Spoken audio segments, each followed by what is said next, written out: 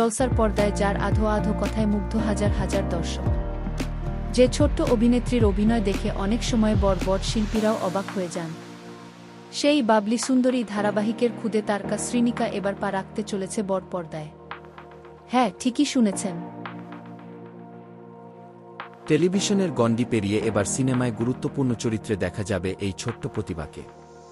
ছবির নাম ছেলেধরা। পরিচালনা রয়েছেন শিলাদিত্য মৌলিক। আর এই ছবির প্রধান চরিত্রে অভিনয় করবেন টলিউডের অন্যতম জনপ্রিয় অভিনেত্রী স্বস্তিকা মুখোপাধ্যায়। সবচেয়ে বড় চমক, সিনেমায় স্বস্তিকার মেয়ের চরিত্রেই অভিনয় করবে শ্রীনিকা।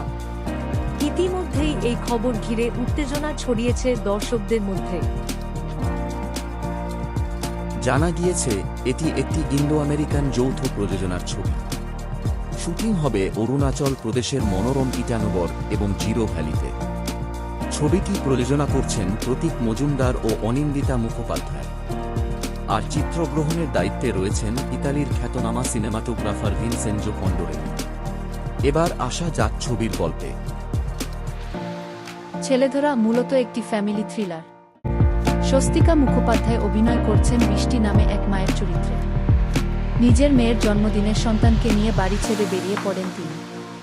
কিন্তু হঠাৎই ঘটে যায় ভয়াবহ ঘটনা। অপহরণ হয়ে যায় তার মেয়ে। এরপর শুরু হয় এক মায়ের মরিয়া লড়াই। সন্তানকে ফিরে পাওয়ার সেই যাত্রায় সামনে আসে এমন সব সত্য যা বদলে দেয় তার পুরো জীবন। স্বস্তিকার কথায়, বৃষ্টি একজন মা যিনি নিজের সন্তানকে খুব ভালোবাসেন, কিন্তু তিনি নিখুঁত নন। তারও ভুল আছে, দুর্বলতা আছে।